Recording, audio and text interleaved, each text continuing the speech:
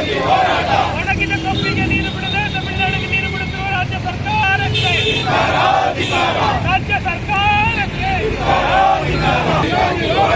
ಯಾತಕ್ಕಾಗಿ ಹೋರಾಟ? ಅಯ್ಯಯ್ಯೋ ರೈತರಿಗೆ ರೈತ ಹೋರಾಟಕ್ಕೆ ಅನ್ನದಾತರ ಹೋರಾಟಕ್ಕೆ ಅನ್ನದಾತರ ಗೋಳು ಕೇಳದ ಸರ್ಕಾರಕ್ಕೆ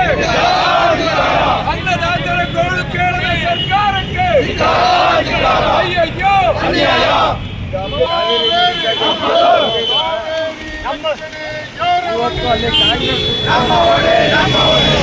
ರಾಜ್ಯ ಸರ್ಕಾರಕ್ಕೆ ಪ್ರತಿನಿತ್ಯ ತಮಿಳುನಾಡಿಗೆ ನೀರು ಹರಿಸುತ್ತಿರುವ ರಾಜ್ಯ ಸರ್ಕಾರಕ್ಕೆ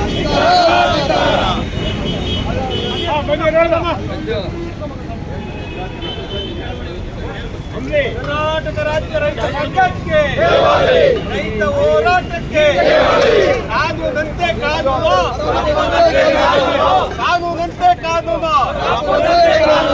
ಸರ್ಕಾರವಂತೆ ಸರ್ಕಾರ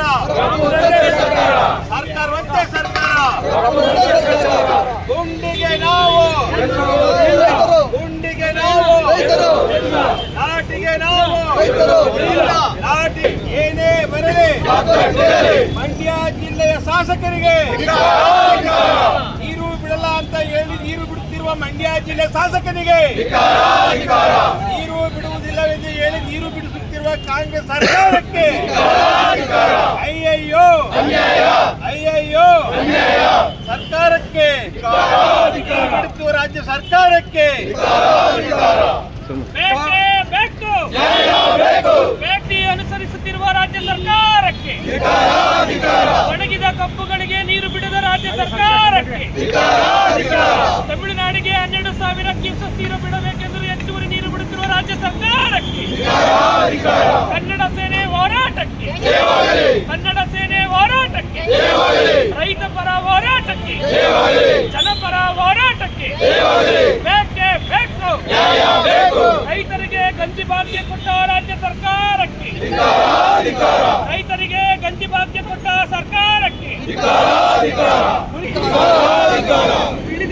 ಉಳಿದ ನೀರನ್ನ ತಮಿಳುನಾಡಿಗೆ ಬಿಟ್ಟು ಗಂಜಿ ಭಾಗ್ಯ ಕೊಟ್ಟ ರಾಜ್ಯ ಸರ್ಕಾರಕ್ಕೆ ಬೇಕೇ ಬೇಕು ಯಾತಕ್ಕಾಗಿ ಹೋರಾಟ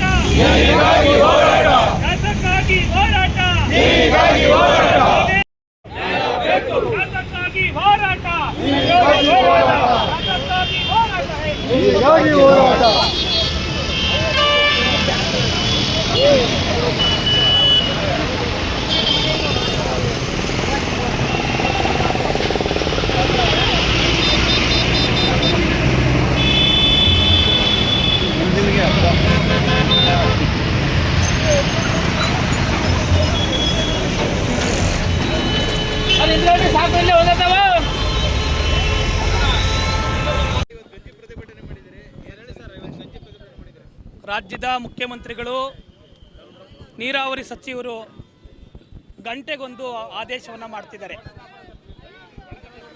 ಕಬ್ಬು ಭತ್ತಕ್ಕೆ ನೀರಿಲ್ಲ,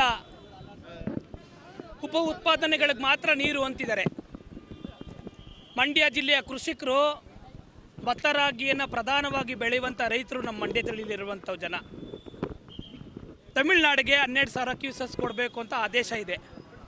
ರಾಜ್ಯದ ಮುಖ್ಯಮಂತ್ರಿಗಳು ಯಾವುದೇ ಕಾರಣಕ್ಕೂ ನೀರು ತಮಿಳುನಾಡಿಗೆ ಬಿಡಲ್ಲ ಅಂತೇಳಿ 16,000 ಕ್ಯೂಸೆಕ್ ನೀರನ್ನು ಇವತ್ತು ಪ್ರೆಸೆಂಟ್ ಕೂಡ 16,000 ಕ್ಯೂಸೆಕ್ ನೀರು ತಮಿಳುನಾಡಿಗೆ ಹೋಗ್ತಾ ಇದೆ. ಇದು ರಾಜ್ಯಕ್ಕೆ ಮಾಡಿದ ದೊಡ್ಡ ಅವಮಾನ ಅಂತೇಳಿ ನಾನು ದೊಡ್ಡ ಆಗ್ರಹವನ್ನು ಮಾಡ್ತಾ ಇದ್ದೇನೆ. ರಾಜ್ಯದ ಮುಖ್ಯಮಂತ್ರಿಗಳೇ, ಮೊನ್ನೆ ನೀವು ದೆಹಲಿಯಲ್ಲಿ ನಡೆದಂಥ ಸಭೆಯಲ್ಲಿ ಕಾವೇರಿ ಸಮಸ್ಯೆಗೆ ಮೇಕೆದಾಟೆ ಒಂದು ಸೂತ್ರ ಅನ್ನುವಂಥ ಬಹುದಿನದ ಕನ್ನಡಿಗರ ಹೋರಾಟಕ್ಕೆ ಅಲ್ಲಿ ನಿರ್ಧಾರವನ್ನು ಪ್ರಕಟಿಸುವ ತೀರ್ಮಾನವನ್ನು ಯಾರ ಕೇಳಿ ನೀವು ಪ್ರಕಟಿಸಿದಿರಿ ಎನ್ನುವ ಪ್ರಶ್ನೆ ನಿಮ್ಗೆ ನಾವು ಮಾಡ್ತಾ ಇದ್ದೇವೆ. ಪುಡಿಚೇರಿ ಮತ್ತು ತಮಿಳುನಾಡು ಜನರಿಗಾಗಿ ಮೇಕೆದಾಟು ಅಂದಿದ್ದೀರಾ. ಕರ್ನಾಟಕದ ಜನರು, ಕಾವೇರಿ ಕೊಳ್ಳದ ಜನರು ನಿಟ್ಟುಸಿರು ಬಿಡುವುದಕ್ಕಾಗಿ ಮೇಕೆದಾಟಿಗಾಗಿ ಬಹುದಿನದ ಆಗ್ರಹವನ್ನು ಮಾಡ್ತಾ ಇದ್ದೇವೆ.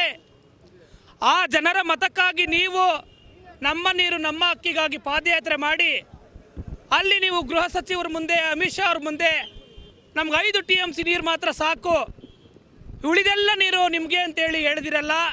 ಈ ಮಾತನ್ನು ವಾಪಸ್ ತಗೊಳ್ಬೇಕು. ಹಂಗಿದ ಮೇಲೆ ನಮಗೆ ಮೇಕೆದಾಟು ಯೋಜನೆನೇ ಬೇಡ ಅನ್ನುವ ಆಗ್ರಹವನ್ನು ನಾವು ಮಾಡ್ತಾ ಇದ್ದೀವಿ. ಸರೋವರಗಳು ಕಟ್ಕೊಳ್ಳೋಣ. ನಮ್ಮ ಜಿಲ್ಲೆಗಳಲ್ಲಿ 1 TMC ಇರುವಂಥದ್ದು 7 ತಾಲೂಕಿನಲ್ಲಿ 7 ಜನ ಶಾಸಕರಿದ್ದಾರೆ. 3 TMC ಹಿಡಿಯುವಂಥ ಸರೋವರಗಳು ಕಟ್ಟಿದ್ರೆ ನಮ್ಮ ನದಿ ಸಮಸ್ಯೆ ನಮಗೆ ಪರಿಹಾರ ಆಗುತ್ತಲ್ಲ. ಯಾಕೆ ಕಾವೇರಿ ಕೊಳ್ಳದ ಜನರಿಗೆ ಕಾವೇರಿ ಹೋರಾಟವನ್ನು ಶಾಶ್ವತವಾಗಿ ಸಮಸ್ಯೆಯಾಗಿ ಉಳಿಸಬೇಕು ಅನ್ನೋ ತೀರ್ಮಾನ ನೀವು ಮಾಡ್ಕೊಂಡಿದ್ದೀರಾ ಅನ್ನುವಂಥ ಪ್ರಶ್ನೆ ನಾನು ನಿಮಗೆ ಕೇಳಬೇಕಾಗಿದೆ. ಕೃಷಿ ಆಧಾರಿತ ಜಿಲ್ಲೆಗೆ ಕೃಷಿಯ ಸಚಿವರು ಮಂಡ್ಯ ಜಿಲ್ಲೆಯವರೇ. ಕೃಷಿನೇ ಬೆಳಿಬೇಡಿ ಅಂತೇಳಿ ನೀರನ್ನ ತಮಿಳ್ನಾಡಿಗೆ ಬಿಟ್ಟರೆ ಇಲ್ಲಿ 10 ಅಡಿ ಇದ್ದಿದ್ದು 110 ಅಡಿ ಇದ್ದಿದ್ದು ಈಗಾಗಲೇ 104 ಅಡಿಗೆ ಬಂದು ನಿಂತಿದೆ. ಈಗ ಅಪ್ಪನಿಯಲ್ಲಿ 11 ಅಡಿ ನೀರು ಕಮ್ಮಿಯಾಗಿದೆ. ಈ ಕಾವೇರಿ ಕೊಳ್ಳದ ಜನರಿಗೆ ಶಾಶ್ವತ ನೀರಾವರಿ ಯೋಜನೆಗಳನ್ನು ಕೊಡಬೇಕಾಗಿರುವಂಥವರು ಗಂಟೆಗೊಂದು ಹೇಳಿಕೆ ಕೊಡ್ತಾ ಇರುವಂಥದ್ದು ಅವೈಜ್ಞಾನಿಕ ಆದೇಶಗಳು. ಯಾವುದೇ ಕಾರಣಕ್ಕೂ ನೀವು ಈ ರಾಜ್ಯದಲ್ಲಿ ಉಳಿಯೋದಕ್ಕೆ ಯೋಗ್ಯರಲ್ಲ ಅನ್ನುವಂಥ ಪ್ರಶ್ನೆನೂ ಕೂಡ ನಾನು ಸಂಕಷ್ಟದ ಸ್ಥಿತಿಯಲ್ಲಿ ರೈತರು ಇವತ್ತು ಗಂಜಿ ಕುಡಿದು ರಸ್ತೆಯಲ್ಲಿ ಕುಳಿತು ಹೋರಾಟ ಮಾಡುವ ಸನ್ನಿವೇಶದಲ್ಲಿ ಆಗ್ರಹ ಮಾಡ್ತಾ ಇದ್ದೇನೆ. ಖಂಡಿತ ಇದು ಮನೆಗೆ ಮಾರಿ ಊರ್ಗುಪ್ಕಾರಿಯಾಗಿ ನಮ್ಮ ರಾಜ್ಯದ ತೆರಿಗೆ ಹಣದಲ್ಲಿ ನಾವು ಕಟ್ಟಿ ತಮಿಳುನಾಡು ನೀರು ಕೊಡಬೇಕಂತೆ. ಕಾವೇರಿ ನದಿ ನೀರಿನಲ್ಲಿ ಇರುವಂಥ ಸಮಸ್ಯೆಗಳು ಅಷ್ಟೇ. 900 ಕೆರೆಗಳಿದ್ದಿದ್ದು ಕೆರೆಗಳು ಇವತ್ತು 36 ಕೆರೆ ಬಂದು ನಿಂತಿದೆ. ವೈಜ್ಞಾನಿಕವಾಗಿ ನೀರಾವರಿ ಸಚಿವರಾಗಿರುವಂಥವರು ನೀರಾವರಿ ಸಚಿವರಾದ ತಕ್ಷಣವೇ ಮಾಡಬೇಕಾಗಿರುವ ಕೆಲಸ ಏನು ಗೊತ್ತಾ? ಮಂಡ್ಯ ಜಿಲ್ಲೆಯಲ್ಲಿರುವಂಥ 900 ಕೆರೆಗಳ ಹೂಳೆತ್ತುವಂಥ ಕೆಲಸ ಆಗಬೇಕಿತ್ತು. ಆ 900 ಕೆರೆಗಳಿಗೆ ನೀರು ತುಂಬಿಸಿದ್ರೆ 31 TMC ನೀರು ಸಂಗ್ರಹ ಆಗ್ತದೆ. ಮಂಡ್ಯ ಜಿಲ್ಲೆಯಲ್ಲಿ ಕೃಷಿಕ ಬದುಕಿನ ಹೊಸತನವನ್ನು ಮುಂದೆ ತಲೆಮಾರಿನ ಜನರಿಗೂ ಶಾಶ್ವತವಾದ ಯೋಜನೆಯನ್ನು ಕೊಟ್ಟೋದಂಗಾಗುತ್ತೆ. ಇಂತಹ ಯೋಜನೆಗಳನ್ನು ಮಾಡದೆ ಯಾವ್ಯಾವುದೋ ತೀರ್ಮಾನವನ್ನು ತೆಗೆದುಕೊಳ್ತಾರೆ. ತೀರ್ಮಾನಕ್ಕೆ ನಮ್ಮ ರೈತರ ಒಪ್ಪಿಗೆ ಇಲ್ಲ.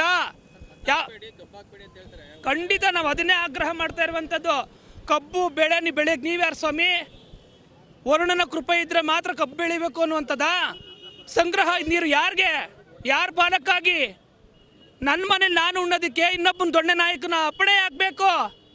ನಮ್ಮ ಮನೆಯಲ್ಲಿ ನಾವು ಊಟ ಮಾಡೋದಕ್ಕೆ ನೆಮ್ಮದಿಯಾಗಿ ಅವಕಾಶ ಮಾಡಿ ಅಂತೇಳಿ ರಾಜ್ಯದ ಮುಖ್ಯಮಂತ್ರಿಗಳಿಗೆ, ನೀರಾವರಿ ಸಚಿವರಿಗೆ, ದೇಶದ ಪ್ರಧಾನಮಂತ್ರಿಯವ್ರಿಗೂ ನಾನು ಆಗ್ರಹ ಮಾಡ್ತೀನಿ. ಯಾಕೆ ಅಂದರೆ ಮಧ್ಯಸ್ಥಿಕೆ ವಹಿಸಿ 2 ರಾಜ್ಯದ ಸಮಸ್ಯೆಗಳನ್ನು ಅಲ್ಲೊಂದು ನದಿ ಕಟ್ಟಿ ಇಲ್ಲೊಂದು ನದಿ ಕಟ್ಕೊಂಡು ಪರಿಹಾರ ಮಾಡ್ಕೊಳ್ಬಿಟ್ಬಿಟ್ಟು ಮೇಕೆದಾಟು ಯೋಜನೆ ನಿಮಗಾಗಿ ಅಂತ ಹೇಳುವಂಥ ಹೇಳಿಕೆಯನ್ನು ವಾಪಸ್ ತಗೊಳ್ಬೇಕು ಅನ್ನೋ ಆಗ್ರಹವನ್ನು ಮಾಡ್ತಾ ಇದ್ದೇವೆ. ದಿವಸ ಮಂಡ್ಯ ಜಿಲ್ಲಾ ಉಸ್ತುವಾರಿ ಸಚಿವರು ಮತ್ತು ಜಲಸಂಪನ್ಮೂಲ ಖಾತೆ ಸಚಿವರಾದಂತಹ ಚಲುವರಾಯ ಸ್ವಾಮಿರವರು ಅರೆಕಾಲಿಕ ಕೃಷಿಯನ್ನು ಬೆಳೀರಿ, ಏನು ನಮ್ಮ ಜಲಾಶಯದಲ್ಲಿ ನೀರಿನ ಸಂಗ್ರಹ ಲಭ್ಯತೆ ಇದೆಯೋ ಅದಕ್ಕೆ ಅನುಗುಣವಾಗಿ ಕುಡಿಯುವ ನೀರು ಮತ್ತು ವ್ಯವಸಾಯಕ್ಕೆ ಬಳಸ್ಕೊಳ್ಬೇಕು ಅಂತ ಹೇಳಿ ಒಂದು ಸಲಹಾ ಸಮಿತಿ ಸಭೆಯಲ್ಲಿ ಸೂಚನೆಯನ್ನು ನೀಡಿದ್ದಾರೆ. ಅದರಂತೆ ಕೂಡ ಮಂಡ್ಯ ಜಿಲ್ಲಾಧಿಕಾರಿಗಳು ನಿನ್ನೆ ದಿವಸ ಕೃಷಿ ಇಲಾಖೆ ಅಧಿಕಾರಿಗಳ ಜೊತೆಯಲ್ಲಿ ಏನು ನೀವು ರಾಗಿ, ನವಣೆ, ಅರ್ಕ, ಜೋಳ ಈ ಥರದ ಬೆಳೆಗಳನ್ನು ಬೆಳೀರಿ ಮತ್ತು ದೀರ್ಘಕಾಲಿಕ ಬೆಳೆ ಬೆಳಿಬೇಡಿ ಅಂತ ಹೇಳಿದ್ದಾರೆ. ಅಲ್ಲಿ ಕೃಷಿ ಇಲಾಖೆ ಅಧಿಕಾರಿಗಳ ಜೊತೆಯಲ್ಲಿ ಯಾವ ಅವೈಜ್ಞಾನಿಕ ಒಂದು ಸಭೆಯ ತೀರ್ಮಾನ ಇದೆ ಅಂತ ಹೇಳಿದ್ರೆ, ಈ ಒಂದು ಸಂದರ್ಭದಲ್ಲಿ ನಾವು ರಾಗಿ, ಜೋಳ ಮತ್ತು ಉದ್ದು ಅವರೇ ಬೆಳೀಕಾಗುತ್ತಾ? ಇಂಥ ಸಂದರ್ಭದಲ್ಲಿ ಈಗ ಸೆಪ್ಟೆಂಬರ್ ಮೊದಲನೇ ವಾರ ಬರ್ತಾ ಇದೆ. ಇಂಥ ಸಂದರ್ಭದಲ್ಲಿ ನಾವು ದೀರ್ಘಕಾಲಿಕ ಬೆಳಿಬೇಡಿ ಅಂತೇಳಿ ಅವೈಜ್ಞಾನಿಕ ತೀರ್ಪು ಹೇಳ್ತಾರೆ. ಒಂದು ಕಡೆ ಇವರು ನಮ್ಮ ಜಲಾಶಯವನ್ನು ತಮಿಳುನಾಡಿಗೆ ಹಡ ಇಟ್ಕೊಂಡು ದಿನನಿತ್ಯ ನೀರು ಹರಿಸ್ತಾ ಇದ್ದಾರೆ. ಇಲ್ಲಿ 4 ಜಿಲ್ಲೆಗಳಿಗೆ ಕುಡಿಯುವ ನೀರಿಲ್ಲ. ರಾಜ್ಯ ಸರ್ಕಾರ ಬರಪೀಡಿತ ಪ್ರದೇಶ ಅಂತ ಘೋಷಣೆ ಮಾಡಿಲ್ಲ, ಪರಿಹಾರನ ವಿತರಣೆ ಮಾಡಿಲ್ಲ. ಆದ್ದರಿಂದ ಯಾವುದೇ ಕಾರಣಕ್ಕೂ ಕೂಡ ಕೃಷಿ ಇಲಾಖೆ ಅಧಿಕಾರಿಗಳಿಗೆ, ಮಾನ್ಯ ಜಿಲ್ಲಾಧಿಕಾರಿಗಳಿಗೆ, ಉಸ್ತುವಾರಿ ಸಚಿವರಿಗೆ ಈ ಮೂಲಕ ಎಚ್ಚರಿಕೆಯನ್ನು ನೀಡ್ತಾ ಇದ್ದೀವಿ. ಈ ಆದೇಶ ನಿಮ್ಮ ಕೊಠಡಿ ಒಳಗೆ ಮಾತ್ರ ಇಟ್ಕೋಬೇಕು. ನೀವೇನಾದರೂ ಹಳ್ಳಿಗಳಿಗೆ ಬಂದು ನೀವು ಜನರಿಗೆ, ರೈತರಿಗೆ ಕೃಷಿ ಬಗ್ಗೆ ಮಾಹಿತಿ ಕೊಡ್ತೀನಿ ಅಂತ ಹೇಳಿದ್ರೆ ಗ್ರಾಮದೊಳಕ್ಕೆ ಯಾವುದೇ ಕಾರಣಕ್ಕೂ ಪ್ರವೇಶ ಮಾಡೋದಿಲ್ಲ. ನೀವು ಅವೈಜ್ಞಾನಿಕವಾದಂತಹ ಈ ತೀರ್ಮಾನ ಯಾವುದೇ ಕಾರಣಕ್ಕೂ ಒಪ್ಪುವುದಿಲ್ಲ. ಈ ಕೂಡಲೇ ಏನು 15 ದಿವಸಗಳ ಕಾಲ ಕಡ್ಡು ಪದ್ಧತಿ ನೀರರಿಸ್ತೀನಿ ಅಂತ ಹೇಳಿದಿರಿ, ಇದು 8 ದಿವಸ 10 ದಿವಸ ನಾವು ಕೊನೆ ಭಾಗಕ್ಕೆ ಬರಬೇಕಾದ್ರೆ ಮದ್ದೂರಿನ ಕೊನೆ ಭಾಗಕ್ಕೆ ಕಾಲವಳ ಆಗುತ್ತದೆ. ಮಳವಳ್ಳಿ ಭಾಗಕ್ಕೆ ಬೇಕಾದರೆ 15 ದಿವಸ ಬೇಕಾಗುತ್ತದೆ. ಆದ್ದರಿಂದ ಈ ದಿನಾಂಕನ ವಿಸ್ತರಿಸಬೇಕು. ಕಡಿಮೆ ಅಂತ ಹೇಳಿದ್ರೆ 20ರಿಂದ 25 ದಿವಸ ಕಟ್ಟು ಪದ್ಧತಿ ನೀರನ್ನು ಹರಿಸಬೇಕು ಅಂತ ಹೇಳಿ ಈ ದಿವಸ ಮಂಡ್ಯ ಜಿಲ್ಲೆಯಲ್ಲೇ ಕಸ್ತೂರಿ ಕರ್ನಾಟಕ ಜನಪರ ವೇದಿಕೆ, ಕನ್ನಡ ಸೇನೆ ಮತ್ತು ಕರ್ನಾಟಕ ರಾಜ್ಯ ರೈತ ಸಂಘದ ಎಲ್ಲ ಸಂಘಟನೆಕಾರರು ಒತ್ತಾಯವನ್ನು ಮಾಡ್ತೀವಿ. ಏನು ಇವತ್ತೊಂದು ದಿನ ರಾಗಿ ಅಂಬ್ಲಿ ಗಂಜಿ ಉದ್ದೇಶ ಏನು ಅಂತಂದರೆ, ಈ ಸರ್ಕಾರ ಯಾವುದೇ ಕಾರಣಕ್ಕೂ ಭತ್ತ ಬೆಳಿಬೇಡಿ, ಕಬ್ಬು ಬೆಳಿಬೇಡಿ ಅಂತ ನೀರಾವರಿ ಸಚಿವರು ಕೂಡ ಹೇಳ್ತಾರೆ. 4 ಕಟ್ಟು ನೀರು ಕೊಡ್ತೀವಿ ಅಂತಾರೆ. 4 ಕಟ್ಟು ನೀರು ಕೊಡೋಕ್ಕೆ ಈಗ ಸ್ವಲ್ಪ ದಿನದಲ್ಲಿ 110 ಅಡಿ ಇದ್ದದ್ದು ಈಗ 104 ಅಡಿ ಆಗದೆ, 104 ಅಡಿ ಈಗಿರೋದು. ಆಮೇಲೆ 5 ಗೇಟ್ ಓಪನ್ ಮಾಡವ್ರೆ. 5 ಗೇಟ್ ಓಪನ್ ಮಾಡಿ ಏನು ತಮಿಳ್ನಾಡಿಗೆ ಯಥೇಚ್ಛವಾಗಿ ನೀರು ಬಿಡ್ತಾವ್ರೆ. 12,000 ಕ್ಯೂಸಸ್ ನೀರು ಬಿಡ್ತೀವಿ ಅಂತ ಹೇಳಿದ್ದು 15,000 ಕ್ಯೂಸಸ್ ಗಂಟಲು ನೀರು ಬಿಡ್ತಾವ್ರೆ. ನಮ್ಮ ಬೆಳೆಗೆ 4 ಕಟ್ಟು ನೀರು ಕೊಡೋದ್ರಿಂದ, ಅದು 15 ದಿನಕ್ಕೊಂದಿನ ನೀರು ಕೊಡೋದ್ರಿಂದ ಯಾವುದೇ ಕಾರಣಕ್ಕೂ ಯಾವುದೇ ಬೆಳೆನೂ ಬೆಳೀಕಾಗೋದೇ ಇಲ್ಲ. ಕಾರಣ ಏನು ಅಂದರೆ 15 ದಿವಸಕ್ಕೆ ಯಾವ ಬೆಳೆನೂ ಈ ಭೂಮಿಲಿ ನಿಂತ್ಕೊಳ್ಳೋದಿಲ್ಲ. ಕಾರಣ ಏನು ಅಂದರೆ ಬರ ಬಂದಿದೆ, ಭೀಕರ ಬರಗಾಲ. ಹಂಗಾಗಿ ನಮ್ಮ ಬೆಳೆಗೆ 15 ದಿವಸ ನೀರು ಸಾಲೋದಿಲ್ಲ. ಖಂಡಿತವಾಗಿ ಸರ್ಕಾರಕ್ಕೆ ಎಚ್ಚರಿಕೆ ಕೊಡ್ತೀವಿ. ರವಿ ಗಣಿಗಾರು ಒಬ್ಬರು ಬಿಟ್ಟರೆ ಕಾವೇರಿ ವಿಚಾರವಾಗಿ ಸುದ್ದಿ ಎತ್ತವರು. ಇನ್ನು ನೀರಾವರಿ ಸಚಿವರೇ ಆಗಲಿ, ಇನ್ನು ಯಾರೇ ಆಗಲಿ ಕಾವೇರಿ ವಿಚಾರವಾಗಿ ಒಂದು ವಾಕ್ಯನೂ ಕೂಡ ಮಾತಾಡ್ತಾ ಇಲ್ಲ. ಸಂಸದರು ಎಲ್ಲ ಜಿಲ್ಲೆಯ ವಿಚಾರ ಮಾತಾಡ್ತಾರೆ. ಇದೇ ಜಿಲ್ಲೆಯಲ್ಲಿ ಓಟ್ ತಗೊಂಡು ಗೆದ್ದಿರೋರು ಕಾವೇರಿ ವಿಚಾರವಾಗಿ ತುಟಿ ಕೂಡ ಬಿಚ್ಚುತ್ತಾ ಇಲ್ಲ. ಇದು ಯಾವ ಅರ್ಥ, ಯಾವ ನೀತಿ? ಸಂಸದರೇ, ನೀವು ಕಾವೇರಿ ವಿಚಾರವಾಗಿ ಮಾತಾಡಲೇಬೇಕು. ಕಾವೇರಿ ವಿಚಾರಕ್ಕೆ ಹೋರಾಟಕ್ಕೆ ಬರಲೇಬೇಕು. ನಮ್ಮ ಜೊತೆ ಕೈ ಜೋಡಿಸ್ಲೇಬೇಕು. 1 ಎಕರೆಗೆ ಕನಿಷ್ಠ 60,000 ಪರಿಹಾರ ಕೊಡುವಂಗೆ ನೀವು ನಿಜವಾಗ್ಲೂ ಹೋರಾಟ ಮಾಡಿದ್ರೆ ನಿಮ್ಮ ಸಂಸದರು ಮಾಡೋದಕ್ಕೆ ನಮಗೆ ಸಾರ್ಥಕ ಆಯ್ತದೆ. ನನ್ನ ಹೆಸರು ಚಂದ್ರಶೇಖರ್ ಶಿವಳ್ಳಿ.